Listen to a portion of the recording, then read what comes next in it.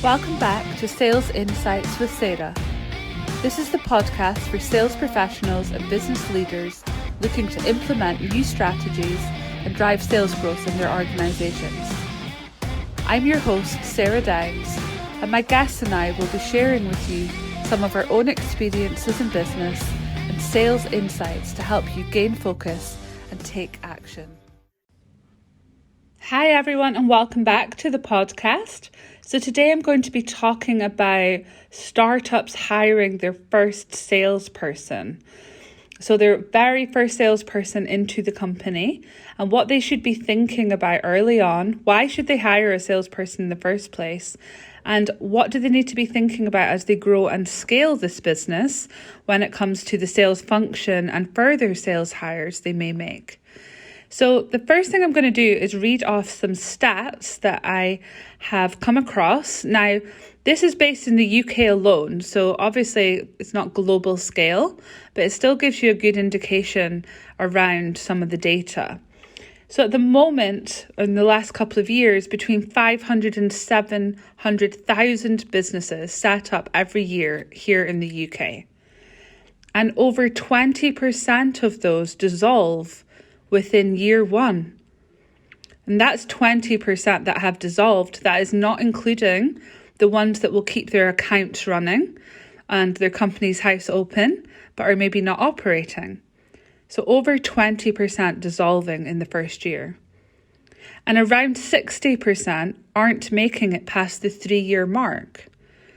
So the startup world is very busy, but where are founders going wrong? I recently read a report written by CB Insights, which spoke about 42% of startup businesses failing because there was no market need for their service or products. Now, you could say that that was a big boo-boo right at the start of the planning process of that business. Maybe they didn't do enough, market research and didn't speak to enough people. One person with a good idea, probably, a lot of the time. But 29% of them failed because they'd ran out of cash. They weren't focusing enough on the revenue and cash flow. And 23% failed because they didn't have the right team running the business. Now, there's obviously other statistics which I'm not going to go through that make up the 100%, but they were just a couple that really stood out to me when it comes to sales. Did they have the right sales team?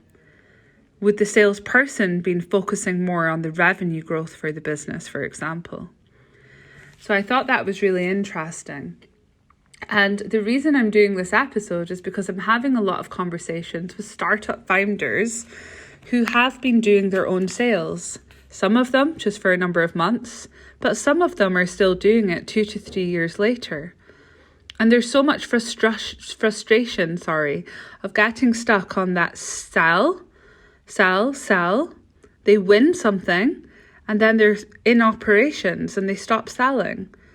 So they never have a sustainable pipeline. It's always closing up on them every time they win business. Everything else is forgotten about. And most founders are technical. They could have a finance background, an engineering background, an operational background, even a marketing background. So they're probably not the best person to be in sales.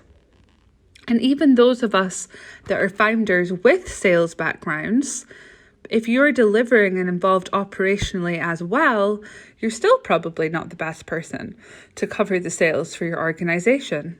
You may support, but shouldn't come to you or you're going to become the bottleneck. And I see this happening time and time again. So I start having conversations with some of these founders and realize that hiring salespeople absolutely terrifies them.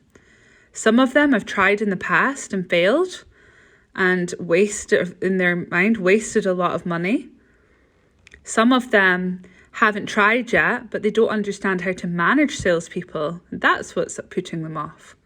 And other founders just believe that they could do a better job themselves. But if you truly want to scale and grow your business, nothing within that business should be purely down to you in time.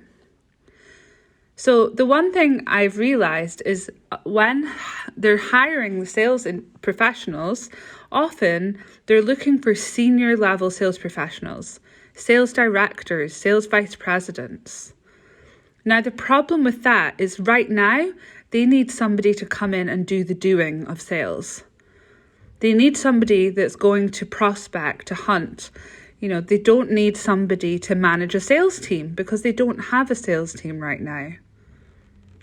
But there is a misconception that a great salesperson can become a great sales manager and then a great sales VP. Unfortunately, that's not true.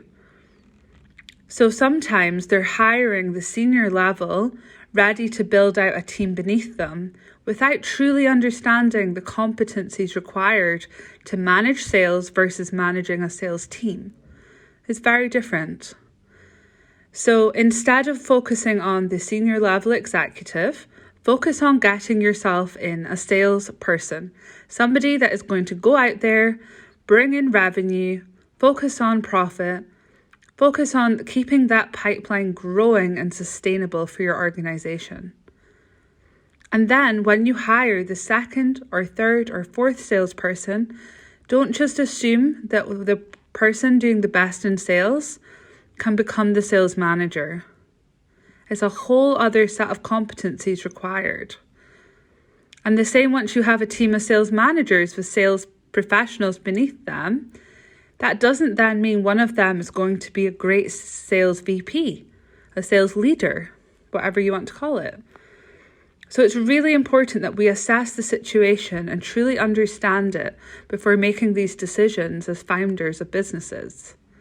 And that's why I would absolutely recommend that you use accurate and predictive sales candidate analysis.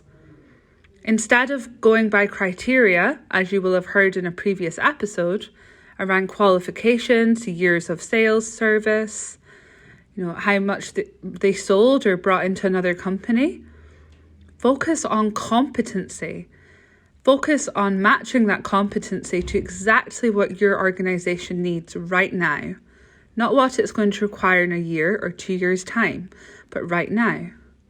And if you can get predictive validation on your first sales hire, you really are onto a winner.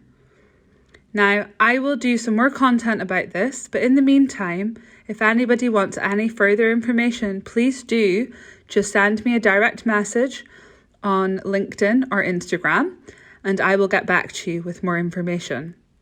It's something that I'm really passionate about, helping startup founders get comfortable with hiring salespeople, but getting salespeople in the door that are going to perform.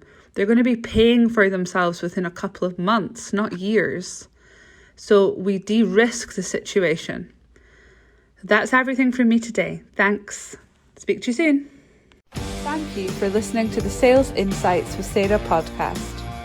Remember to subscribe if you haven't already so that you are notified of every new episode. If you could take a few minutes to leave a review, it would be greatly appreciated. See you next time.